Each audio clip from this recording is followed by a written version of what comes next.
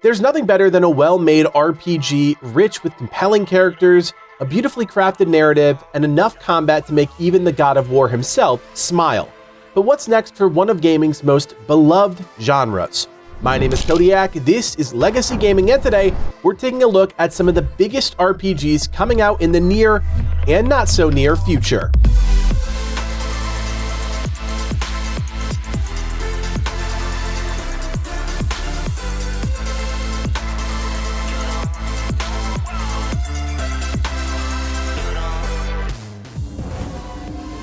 RPGs are known for taking themselves a bit too seriously, but what happens when you throw that playbook straight out the window? Well, you're left with Like a Dragon: Infinite Wealth. This game has been making the rounds for some time now, and as someone that's not huge into the Yakuza games, Infinite Wealth has absolutely grabbed my attention for a number of reasons. First and foremost, the game just looks fun, and it isn't trying to take itself too seriously. Yakuza and Like a Dragon games are known for their mini-games and offbeat moments, but when you consider Infinite Wealth has an entire Animal Crossing type experience built into the base game, well, that's something to talk about. Add on to that the Crazy Taxi meets DoorDash delivery minigame, and you've really got a recipe for something interesting at the very least. Outside of the zany, the actual gameplay itself looks great, continuing what the series established in the first Like a Dragon game back in 2020. Unlike Yakuza, this is a turn-based RPG, but there is a fresh twist on the idea which allows the player to manipulate some positioning between the action, which supposedly sets you up for some big attacks, but it's hard to say for certain without going hands-on ourselves. If you're a fan of both Yakuza and Like a Dragon, you'll be happy to know that Kiryu from the former and Ichiban from the latter will both be making their appearance in the game, and set in the vibrant tropical land of Hawaii. Regardless of the story, which is still pretty murky, the game's bound to be a damn good time.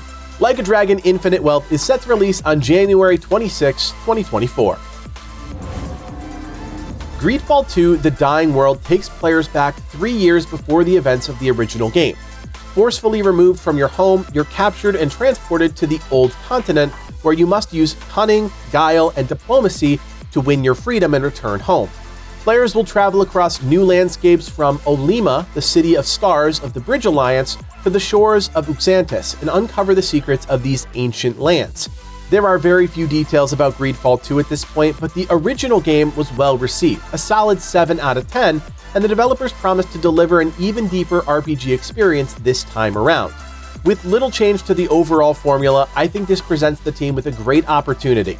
Fix the things that were broken, tweak the systems people didn't like, and reintroduce everyone to a fantasy world ripe with potential. This next game needs no introduction, but fans of Final Fantasy are chomping at the bit to dive back into the Chapter 2 remake of one of the series' most beloved games with Final Fantasy VII Rebirth. Taking place after Cloud and the crew escape Midgar, their adventure continues in a new world as they continue to look for Sephiroth. Ahead of the launch, the Square Enix team has released a few different trailers and some extended gameplay, which showcases Rebirth's emphasis on an open world and the action combat that has helped define the game's break from turn-based gameplay. We even got a glimpse at everyone's favorite mount, the Chocobo, which makes its triumphant return in Rebirth. As with all things Final Fantasy, the key to this game will be the story, and considering it's the middle chapter in the 3-part series that is the Final Fantasy VII Remake, it'll be interesting to see how seamlessly the story can pick up, and if it can hold our attention all the way until the conclusion at the Forgotten Capital. Questions continue to surround the series, like how will the devs continue to tweak that story? What new pieces will be added to the already mysterious puzzle, and what will ultimately become of our group of rebel travelers? Time will tell, but you better believe fans are ready. Back in 2012, Capcom released the first Dragon's Dogma game. Fast forward a decade plus later, and the excitement around Dragon's Dogma 2 is building steadily. By all accounts, this is a very traditional medieval fantasy RPG, where the overarching goal is to kill a dragon. It doesn't get more classic than that. You'll create your character, called an Arisen, and choose a vocation, and here again, we're talking the classics: fighter, archer, thief, or mage. The game is built as a single-player RPG with action combat, but instead of traveling the world alone, you'll be joined by up to 3 AI-controlled companions, known as pawns, that will fill out different roles within your team. With the game's original director back in the driver's seat, I fully expect the game to expand on everything fans loved about the first game, while hopefully surprising us with a few new twists and turns along the way. One thing that immediately caught my attention is the often larger-than-life enemies that we'll encounter, and some of the less traditional ways of taking them down. I mean, who hasn't wanted to scale the back of a giant troll and plunge a sword into its skull? It looks like a good time. Dragon's Dogma 2 is certainly one to watch if you're into classic RPGs, but at this time there's still no clear release date in sight. Speaking of games with absolutely no release date in sight, it's only fitting we at least briefly touch on Elder Scrolls 6. The game, which was first revealed back in 2018, was nothing more than a slight nod to fans that were putting pressure on Bethesda to say something publicly about the game. As revealed by the former lead designer of Skyrim, Todd Howard only revealed the existence of Elder Scrolls 6 because of the mounting pressure from the gaming community. That being said, there's been virtually no news about the game since it was first announced, and many now speculate when it does get re-revealed, it will follow a similar trajectory as Fallout 4, being showcased mere months before its inevitable release. Absence does make the heart grow fonder, so for now, we'll just have to patiently wait for the next installment in the Elder Scrolls saga. A game that's hit a bit of development turbulence as of late is Dragon Age Dreadwolf, the next installment in the adored BioWare franchise. Revealed at the end of 2022, the story seemingly picks up shortly after the events of Dragon Age Inquisition, with Solace, the elf character we come to know throughout Inquisition, at the center of our new adventure in Dreadwolf. While the latest game is still shrouded in mystery, there was actually a rather detailed community update posted on the BioWare forums earlier this year that really got to the heart of character progression for Dreadwolf, and how the development team is thinking about skill trees and player power. It's a fascinating read about the process RPG developers go through when creating core systems, and is definitely something we can look back to when Dreadwolf does release to see how close it was to the final product.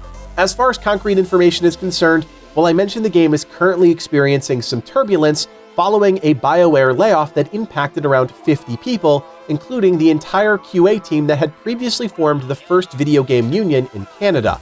A recent EA earnings call also gave us some insight that the game wouldn't be ready until at least April 2024, which by all accounts isn't that far away. That being said, I have high hopes the next time we see Dragon Age Dreadwolf, it'll be a gameplay showcase that truly shows off the next chapter in this game's history.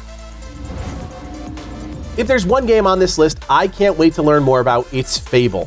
While Lionhead Studios is no longer in existence, I don't think anyone can deny the impact the first, and I'd argue the second Fable games had on the industry, and the RPG genre in general. The list of accomplishments for a game that was released in 2004 is staggering. A compelling story, engaging combat that spanned across melee, ranged, and magic, humor, and I mean loads of actual humor, a morality system that actually influenced the way you looked in the world, autonomy to do what you want and act how you want. All of these things, and a few others, helped truly define an era of RPGs that can all be traced back to Fable. Fast forward nearly 2 decades later, and we're still waiting for the next installment in the franchise, but we know it's coming. This time around, Playground Games, the team most known for their work on Forza, is at the helm, and that's definitely the root cause for a few raised eyebrows. But hey, if Insomniac can go from adorable purple dragons to iconic superhero web slingers, then who am I to question a few racing devs looking to cut their teeth on a cheeky RPG? What's clear from the 2 trailers we've seen so far is that wit and that blunt humor that helped define Fable and make it a household name will be back in full effect. What the rest of the game will look like, I wish I knew, but for now, it's a whole lot of wait and see. Known today for their atmospheric horror games, The Chinese Room, a UK developer, is set to release a new game the likes of which we haven't seen in almost 20 years. Vampire: The Masquerade Bloodlines was released in 2004. Yes, it's been a while, but here we are almost 20 years later, and Bloodlines 2 is hot in development and slated to release sometime in the fall of 24. Modern-day Seattle comes with modern-day vampire problems. There's a power vacuum in the vampire court, and as an awakened elder, you're determined to ensure the balance of power doesn't go unchecked. Lurk in the shadows, feed on unsuspecting victims, and work your way through vampire society to balance out the odds. Or maybe you're just the kind of vampire that wants to bring it all crumbling down. That choice is yours. The game looks to feature elements of stealth, combat, and supernatural abilities, all of which we'll keep a close eye on as the game continues development and heads towards a release in 2024. Back in 2020, one of our favorite developers, Obsidian Entertainment, revealed a trailer for a new game titled Avowed. The first-person dark fantasy game immediately captured our attention, but after that initial trailer, things went quiet. The game surged back onto the scene mid-summer 2023, and Avowed looked quite different by comparison. The dark and realistic graphics were overhauled, and while not cartoony by any stretch, there's a bit more fantasy in the look and feel of the game than was initially teased. Like many of the upcoming RPGs on this list, Avowed is still largely a mystery, but unlike some of the other titles we've seen, we've actually got some gameplay, and it's pretty clear that Obsidian Entertainment is looking to carve a different path with this game. In all honesty, if you told me this was the new Fable, I might believe you. What we know is that a plague is overtaking the world, consuming man and beast and turning them feral. With a blend of steel and magic, our job will be to root out the corruption, whatever form it takes, and by the looks of things, there will be no shortage of enemies to cut down. Avowed has touted a solid 2024 release date for some time, so while other games on the list might be destined for a later release, I'm fairly confident we'll see this RPG within the next year. Rounding out our list is Flintlock: The Siege of Dawn, and I want to end with a game most people just might have missed. This is a really interesting looking game being developed by A44, a relatively new studio with just one other title under their belts. The third-person action blends methodical melee combat with gunpowder and magic, and while that's a combination we've seen before, I can't say there's ever been a game that's perfected that combination. If you're a fan of games like Darksiders or Shadows of Mordor, I think Flintlock might be right up your alley. You'll play as Nor Vanek, an explosion expert and leader of the Blackstream Sappers, and the entire premise of the game is to defeat the old gods and retake the City of Dawn. I'll admit, it's intriguing, and the gameplay we've seen thus far has actually won me over.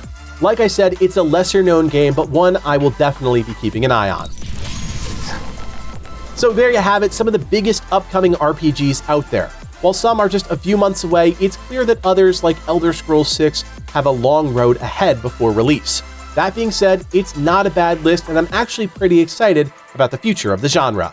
Let us know what you think of the list. If there's a game here you're interested in, leave us a comment down below, or better yet, join us on Discord where you can talk to the Legacy team directly, interact with other great people in our community, and enter for your chance to win tons of free prizes. That link, as always, is below. My name is Kodiak, and from everyone here at Legacy Gaming, thanks for watching, and play on.